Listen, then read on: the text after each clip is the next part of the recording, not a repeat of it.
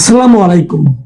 একটা স্বাধীন দেশের পুলিশ কেমন হবে, পুলিশের আচরণ কেমন হবে, পুলিশ কি কোনো দলের প্রতি আনুকূল্য অথবা কোনো দলের প্রতি বিরাগ ভাজন হবে, অথবা পুলিশের মূল দায়িত্বটা কি হবে? একটা রাজনৈতিক দলের পদলেহন করা, অথবা একটা কোনো বিশেষ রাজনৈতিক দলকে সারাক্ষণ দৌড়ের উপর রাখা? এই বিষয়গুলো নিয়ে আমাদের প্রধানমন্ত্রী জনাব তারেক রহমান গতকালকে একদম খুবই দিক নির্দেশনামূলক একটা বক্তব্য দিয়েছেন।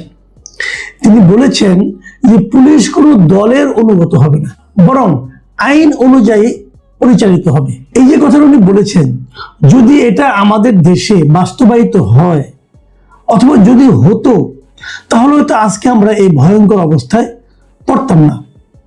পুলিশের ব্যাপারে এখন আমরা কি দেখি, সারা দেশের মানুষ আপনারা যেখানে যাবেন দেখবেন, গ্রামের অঞ্চলে যান, মফস্বলে যান, কি দেখবেন যে সরকারি দলের যারা লোকজন আছেন, সেটা সরকারি মূল দল হোক অথবা যুব দল হোক অথবা ছাত্র সংগঠন হোক, সরকারি দলের যারা আছেন তাদের কাছে পুলিশের এক ধরনের চেহারা, এবং বিরোধী দলের যারা আছেন তাদের কাছে আরেক ধরনের চেহারা, অথবা যারা কোনো দলেরই না তাদের কাছে পুলিশের আরেক ধরনের চেহারা।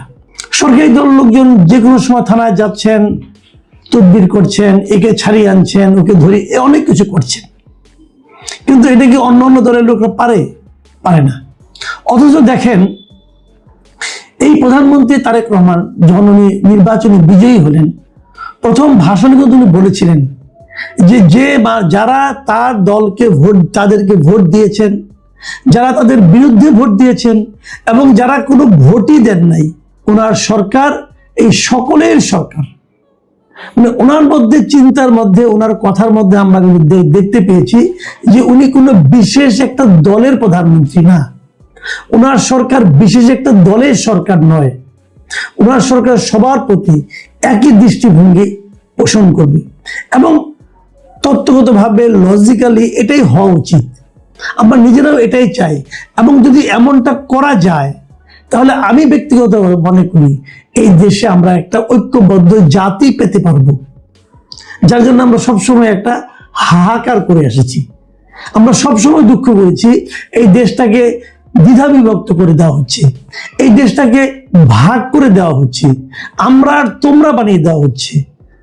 তা যেন না হয়, যাতে যেন ঐক্যবদ্ধ থাকতে পারে, এই প্রত্যাশাটা আমি কিন্তু ওনার কথায় পেয়েছি। এবং সর্বশেষ গতকালকে যে পুলিশ সপ্তাহ হলো, সেখানে উনি এই একই কথা বললেন যে পুলিশ কোনো দলের অনুগত হবে না। তখন আমরা কি দেখছি?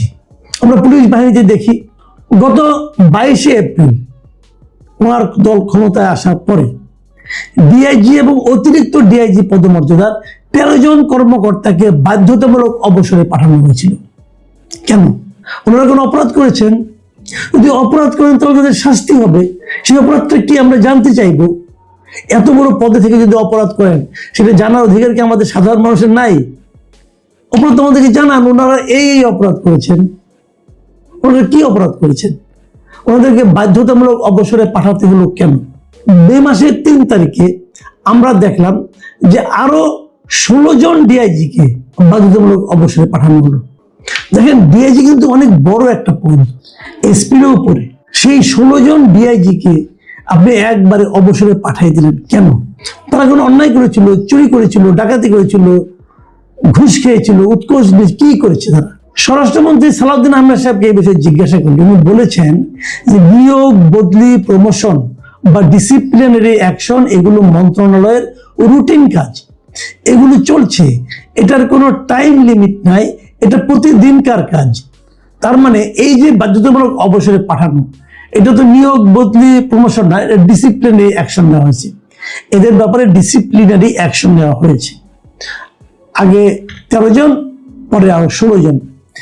ডিসিপ্লিনারি অ্যাকশন থেকে প্রতিদিনকার কাজ, হঠাৎ করে একই দিনে 16 জনকে, একই দিনে 13 জনকে ডিসিপ্লিনারি কি, আর কি ডিসিপ্লিন ভঙ্গ করলো? আমাদের দেশে এগুলি চলে। আমরা যে একদম বুঝি না তা তো না। আপনারা আপনাদের মতো করে বলেন, আমরা আমাদের মতো করে বুঝি। এর মূল কারণ হলো কিছুই নেই। এগুলো আমরা আগেও দেখেছি, অন্তর্বর্তীকালীন সরকারের আমলেও দেখেছি, অনেককে বাদ দিয়ে দিয়েছে। মূল কারণ হলো তারা আওয়ামী লীগ করেন, অথবা তারা আওয়ামী লীগ করেন বলে সন্দেহ করা হচ্ছে, এটা হতে পারে। তারা হয়তো আওয়ামী লীগ আমলে নিয়োগ পেয়েছিল, আওয়ামী লীগ আমলে প্রমোশন পেয়েছিল, এই কারণে তাদেরকে আপনার বাদ দিয়েছেন। আবার আওয়ামী লীগ আমলে এটা ঘটেছিল, যারা বিএনপি আমলে নিয়োগ পেয়েছিল, যারা বিএনপি করে বলে সন্দেহ করেছিল, তাদেরকে বাদ দিয়ে দিয়েছে। ওটা একটা অন্যায় ছিল। দেখুন, আওয়ামী লীগ আমলে অনেক কিছু হয়েছে, কিন্তু এই এক সপ্তাহের মাথায় এই ডিআইজি, অতিরিক্ত ডিআইজি পদমর্যাদা 29 জনকে বাধ্যতামূলক অবসর দেওয়ার ঘটনা এর আগে এভাবে ঘটেছে কিনা, এটা নিয়ে আমি মনে করতে পারছি না। মাত্র 10 দিনের মাথায় এতগুলো হয়েছে কিনা, এটা আমি আসলে মনে করতে পারছি না। কিন্তু আমাদের বর্তমান সরকারের আমলে এটা ঘটলো। কেবল তাই না, বর্তমান সরকার আমলে আরেকটা বড় ঘটনা ঘটলো, সেটা আমি আগে কখনো শুনিনি। সেটা কি, যে এই 2014 সাল থেকে যত পুলিশ নিয়োগ হয়েছে তার মধ্যে 50,000 কনস্টেবলের বাড়ি বাড়ি গিয়ে তদন্ত করা হবে। মানে কি তদন্ত করবেন? যে ওরা চুরি করে কিনা, চুরি করার জন্য বাড়ি বাড়ি যেতে হবে কেন? বাড়ি বাড়ি যেতে হবে এই কারণে যে আপনারা দেখতে চাইবেন যে এই লোকগুলোর ফ্যামিলিতে কেউ কখনো আওয়ামী লীগ করেছে কিনা, অথবা ওনার বাবা আওয়ামী লীগ করতো কিনা, অথবা উনি ছাত্রলীগ করতেন কিনা, অথবা ওনার ফ্যামিলিতে কেউ আছে কিনা আওয়ামী লীগের, অথবা কিভাবে কি হয়েছে, এগুলো দেখবেন আপনার বাড়ি বাড়ি তদন্ত অর্থটা এটা দেখবেন। 50,000 2014 সাল থেকে, তার মানে যে লোকটা 2014 সালে পুলিশ কনস্টেবলটা কি একটা ছোট চাকরি ভাই, একদম মানে এন্ট্রি লেভেলের চাকরি, হয়তো ইন্টারমিডিয়েট পাস অথবা এসএসসি পাস, এই একটা কনস্টেবলের চাকরি, সেখানেও দলীয়করণ হয়েছে কিনা এটা আপনি এতদিন পরে দেখতে হবে। ওরা কি আপনার সরকারকে উৎখাত করবে? ওদের উপর আপনার আস্থাটা নাই কেন?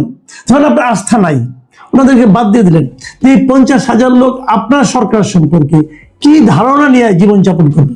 তাদের তো আপনি মেরে ফেলবেন না, ওই লোকগুলো এই সমাজেই থাকবে। 50,000 পুলিশকে যদি আপনি বাদ দেন, তাহলে 50,000 পরিবার, এই 50,000 পরিবারে যারা সদস্য আছে তারা সবাই সহ আপনার সরকার সম্পর্কে কি ভাববে? আমি ধরে নিচ্ছি এই 50,000-এর 50,000-ই ধরেন আওয়ামী লীগের লোকজন, বললাম এদের ফ্যামিলিতে কেউ না কেউ আওয়ামী লীগ আছে, তাদেরকে যদি আপনি কিছুই না বলে চাকরিতে রাখেন, তারা বরং আপনাদের প্রতি কৃতজ্ঞ থাকবে, ভাববে যে আমরা যে দলকে আগে সমর্থন করতাম সেই দলের কি আচরণ ছিল, তার বিপরীতে এই দলের আচরণটা কি। তারা চাকরি রক্ষা করতে চাইবে এবং তারা আপনাদের দল সম্পর্কে একটা ইতিবাচক মনোভাব পোষণ করবে।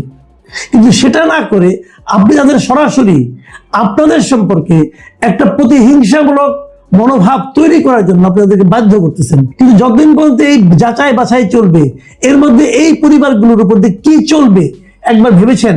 এবং আরেকটা জিনিস কি হবে, প্রচুর টাকা পয়সার লেনদেন হবে। যাদেরকে দিবেন তদন্ত করতে তারা টাকা খাবে, যে বলবে তোমাকে আমি আওয়ামী লীগ বানাই দিব, আমাকে 50,000 টাকা দাও, আমাকে 1 লাখ টাকা দাও, এই চলবে। এগুলো তো দেখে দেখে আমরা অভ্যস্ত। পুলিশ ভেরিফিকেশনের সময় কি হয়, এগুলি হয়। টাকা দিলেই ভেরিফিকেশন ঠিক, টাকা না দিলে ভেরিফিকেশন খারাপ। এগুলো আমরা দেখিনি, আপনি জানেন না এগুলো। আপনারা তো ভিন দেশে থাকেন না, আপনারা তো ভিন গ্রহের লোক নয়, তাহলে কিন্তু আপনারা কেন করেন? আমার কথা হলো, যেটা বলবেন সেটা করবেন, যেটা করতে পারবেন না সেটা বলবেন কেন?